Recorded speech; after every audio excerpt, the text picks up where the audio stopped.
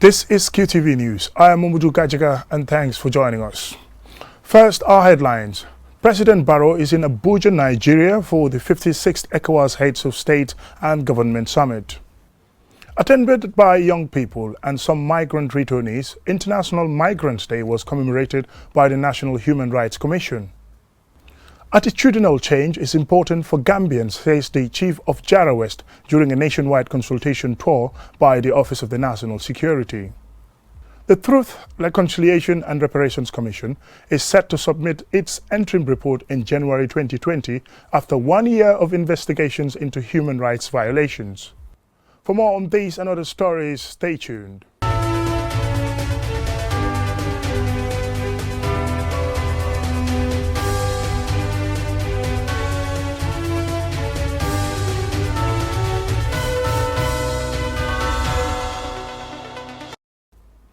Welcome and thanks if you're just joining us. This is QTV News. President Barrow is in Abuja, Nigeria with other sub-regional leaders for the 56th ECOWAS Heads of State and Government Summit. Aliu Cisse is monitoring and this is his report. President Barrow left from Banjul International Airport on Friday morning to Abuja, Nigeria for the ECOWAS Summit.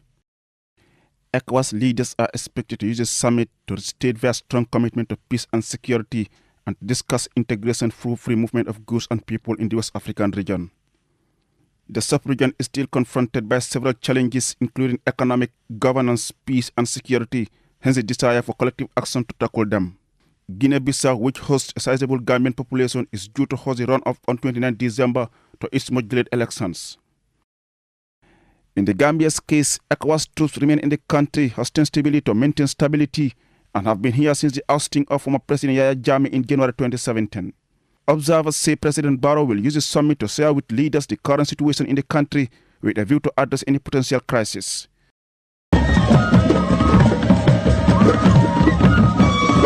Reporting for QTV News, I am Aliu Cisse. International Migrants Day was commemorated by the National Human Rights Commission, the Office of the High Commissioner for Human Rights and the International Organization for Migration. The event was attended by young people and some migrant returnees. Mamadou Lamin Choi reports.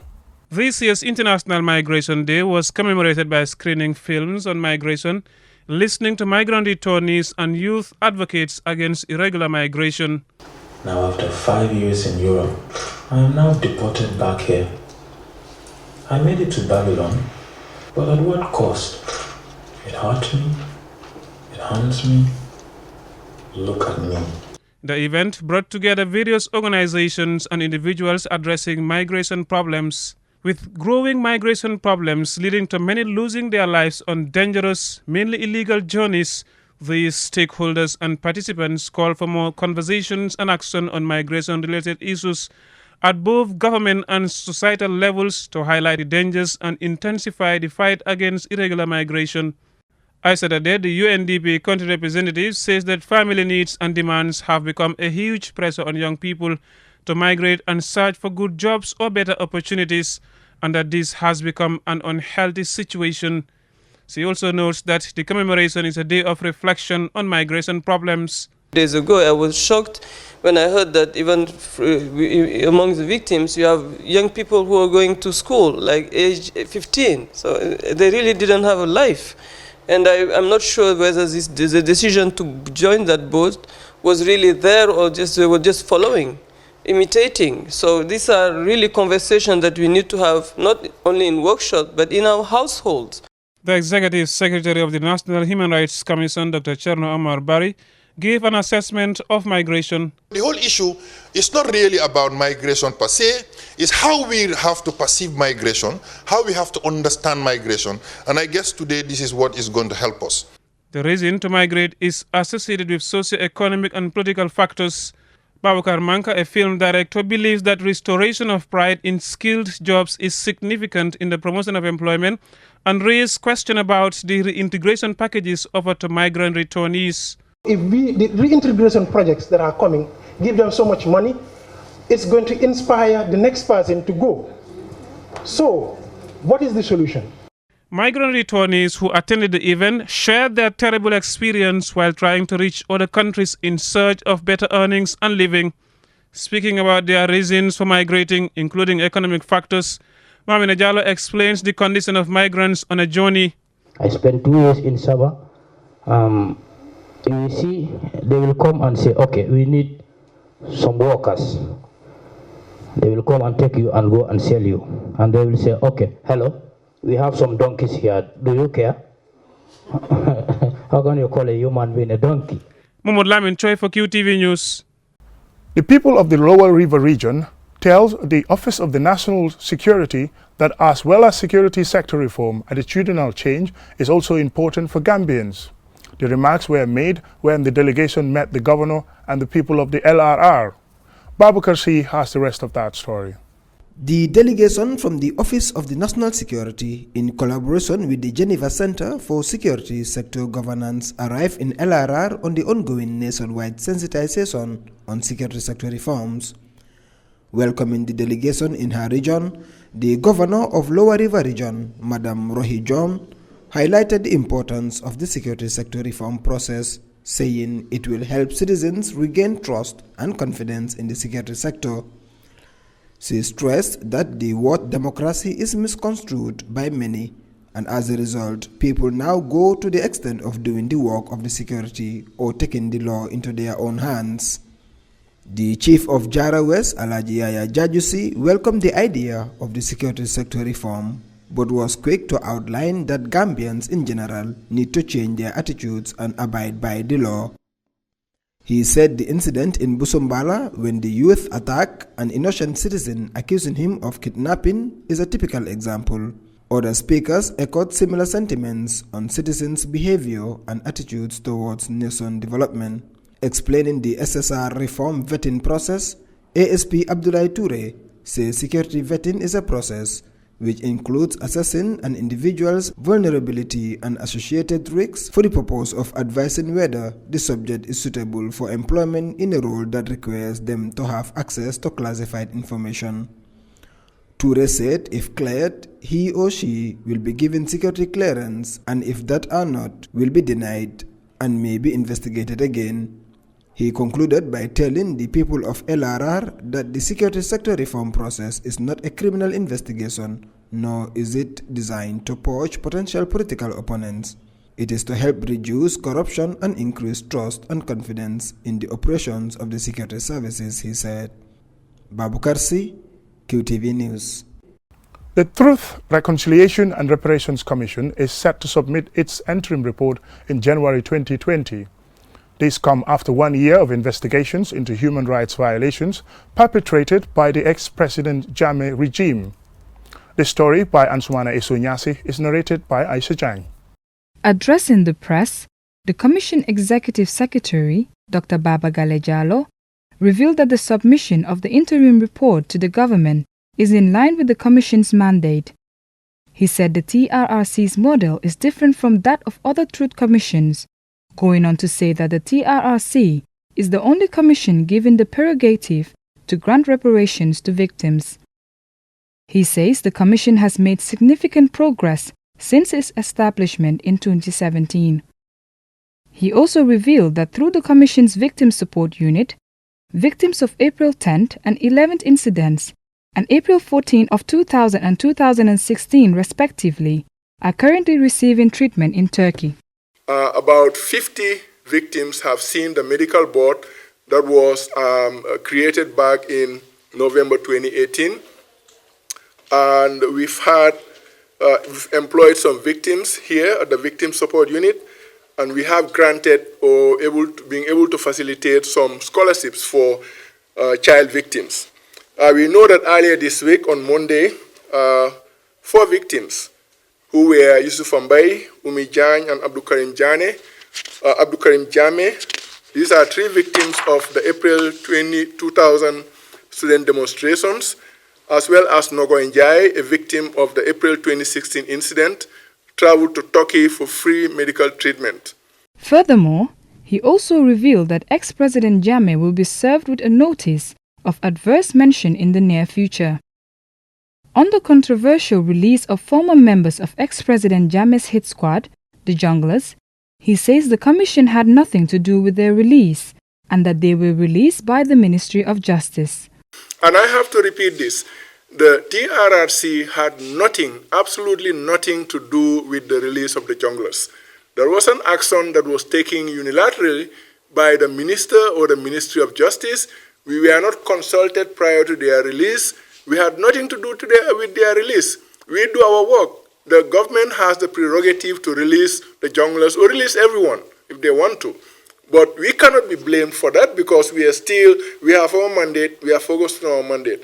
So investigate human rights violations, at the end of the day, make recommendations for prosecution.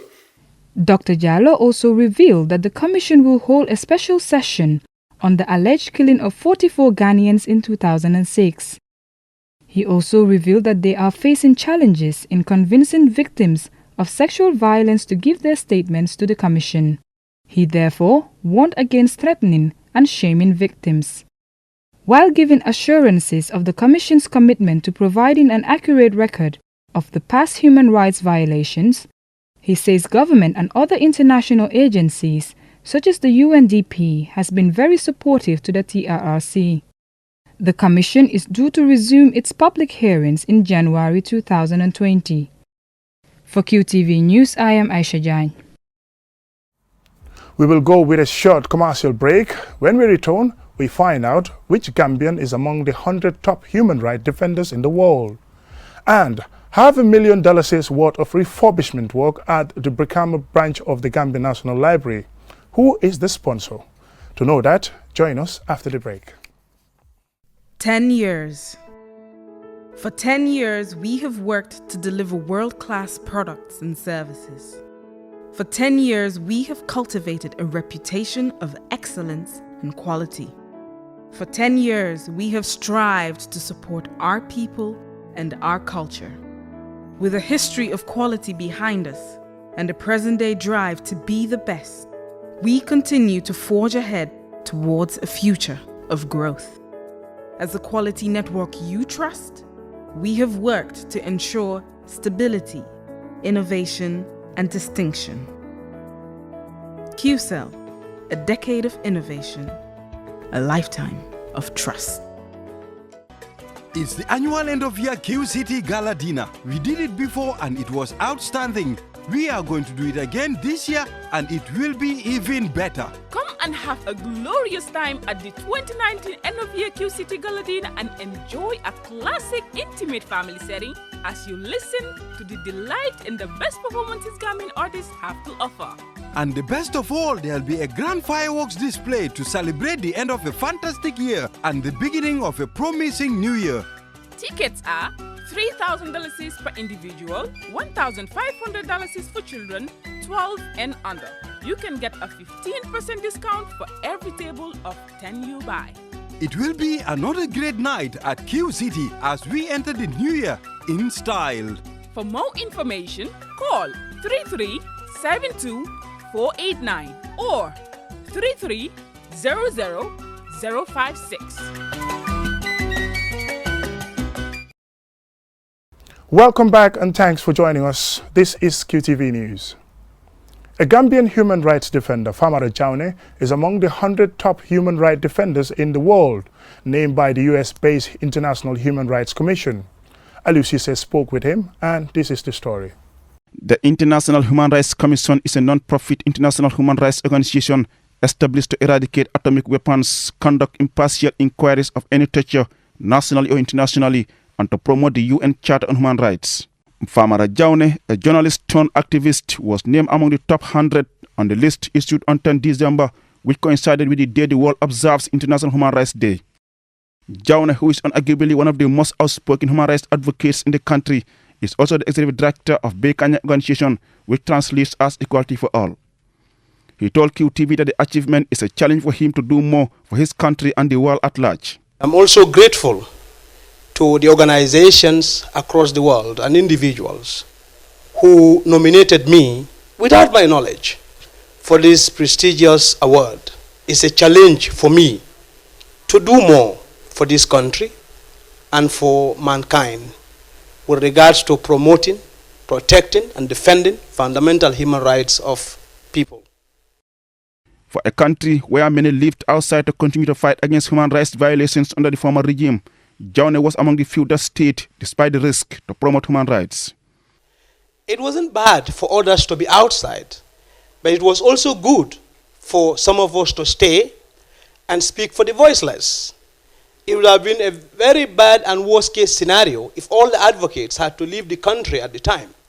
So some of us who feel like we could stay and keep on the work that we've been doing by educating people about their rights and defending their rights, we decided that we should stay by all means.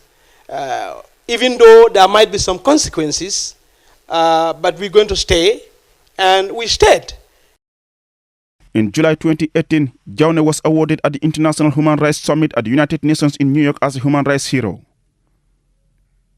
He is now determined to continue with the work he is doing to make human rights a reality in the country. His organization, he said, plans to reach out to every community in 2020 through their advocacy programs. While applauding the government for the progress in respecting the rights of individuals, he said there is still room for improvement. Our prison conditions need to be improved, Aliu. They are not in good state at all. And we have issues of very bad and restrictive laws in this country. We have the Public Order Act. It prevents people, actually, from exercising their fundamental rights of peaceful assembly and demonstration. So government need to look into some of these laws. They have no space. They have no room in this 21st century. And in current day Gambia, they have no room. Bay Kanyang organization recently awarded individuals and organizations for the promotion of human rights. Among those awarded were Madi Jobate as a Human Rights Hero 2019 and media houses including QTV Gambia for media-friendly human rights awards. Your institutions have been very supportive to our work over the years. Because if you don't amplify our voices, if you don't portray the work that we are doing, you don't disseminate what we're doing, people will know what we are doing. So that is one. In that way, you are supporting our work. But secondly, you are doing a work with different institutions, different organizations, different national events, trying to promote human rights in this country and defend human rights. As Jaune celebrates another international recognition, it is hoped that the award will inspire other human rights advocates to do more. Reporting for QTV News, I am Aliu Sise. A validation workshop on Gambia's Green Mini-Grid regulation document was organized on Thursday by the Ministry of Petroleum and Energy in partnership with the African Development Bank. Isa Jane has more details. The two-day workshop brought together different stakeholders to validate the draft regulatory document for green mini-grids in the Gambia. The event is part of the assignment for the development of enabling framework, project development and capacity building for green mini-grids. In common with other countries in sub-Saharan Africa, the Gambia is seeking to improve living standards and reduce poverty, which is most prevalent in rural areas. Increasing access to modern forms of energy, particularly electricity, allows households and communities to increase their productivity and incomes, thereby laying the foundations for a stable, inclusive and brighter future for the country.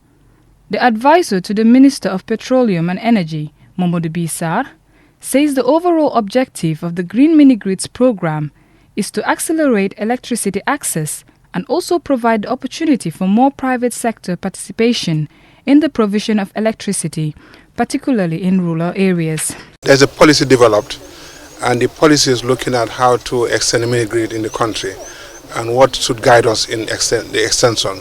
As you had, we cannot have the national grid everywhere in the country, so we must have small units that provide energy communities, because to extend the grid to every community in the country would be too expensive.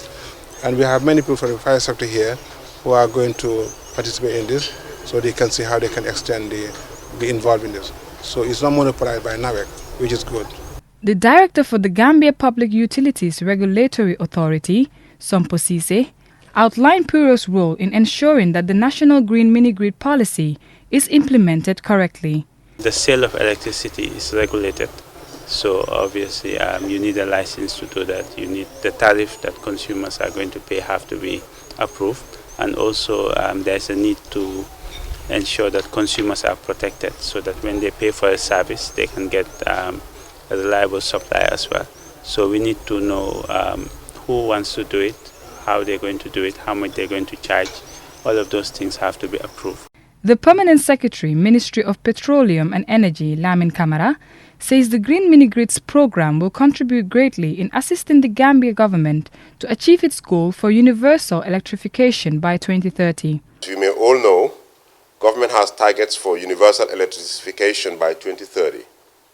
However, this target may not be achievable through grid extension alone.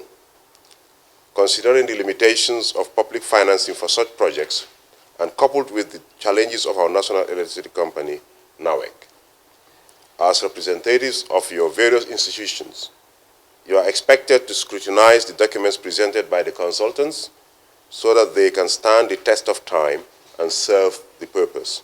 Following the validation of the regulatory documents, the assignment will continue with capacity building with various stakeholders in different aspects of Green Mini-Grids operations, as well as project development for 10 potential Green Mini-Grid sites in the Gambia. For QTV News, I am Aisha Jain. $500,000 worth of refurbishment work was recently carried out at the Brikama branch of the Gambia National Library. The refurbishment work was sponsored by Car Power SIP, the operator and builder of the floating power plant. A Turkish-owned business, Car Power Ship, is the owner, operator and builder of the only power ship floating power plant fleet in the world. As a result of the power purchase agreement signed with NAWEC in February, the Car Power Ship has been supplying electricity to the Gambia since May 2018. Car Power Ship have been involved in many corporate social responsibility activities, including the rehabilitation of the newborn baby unit of the Children's Wing at the Edward Francis Small Teaching Hospital and supporting the First Ladies Foundation, amongst others. Omar Fati, representing the governor of West Coast Region, thanked Car Power Ship, saying the intervention is timely as it will improve the academic performance of children. Matilda Johnson, Director General of the Gambia National Library, expressed satisfaction for the extension and renovation of the library, adding that the library can now accommodate many readers. I must say, I am more than impressed because I have been coming to this branch library for a long time, and I never thought or expected that the space we had here at the back would take such a building. It is even now bigger than the original library that we have. And I must thank you again, Mr. Gomez. In such a short time, you and your team, you were able to come up with this. We all know that for some time now, the readers who have been coming to this library, they've been so uncomfortable. They will sit outside, they will stand outside, some will sit on the stones, some would even use their mobile phones to, to get light to read. And for us, it was a big concern. Yankuba Mambure, project manager of Car Power Ship, said the project is a part of the Give Back initiative and that Car Power Ship will continue to offer support to institutions. Ladies and gentlemen, today we reach another milestone in our efforts to make sure that we give back to the community, and that is the support of an important sector of our country, that is the education sector. The National Library of the Gambia. Ladies and gentlemen, this is an area that is very endearing to me. Just as mentioned by Mr. Fatajo, the library was my home. I was in school in Banjul at St. Augustine's High School for 7 years, Form 1 to Form 5, and also Lower 6 and Upper 6. But the National Library was my second home. Lamin Fatajo, Regional Education Director, expressed delight to Car Power Ship for complementing government's efforts towards education and development. For QTV News, I am Maria Tussar. Before we end this bulletin of the news, let's have a quick look at our main news stories. President Barrow is in Abuja, Nigeria for the 56th ECOWAS Heads of State and Government Summit. Attended by young people and some migrant returnees, International Migrants Day was commemorated by the National Human Rights Commission. Attitudinal change is important for Gambians, says the Chief of JARAWES during a nationwide consultation tour by the Office of the National Security. The Truth, Reconciliation and Reparations Commission is set to submit its interim report in January 2020 after 1 year of investigations into human rights violations. That's all we have for you in this news bulletin. Thank you very much for watching. Join us tomorrow for more news. Bye for now.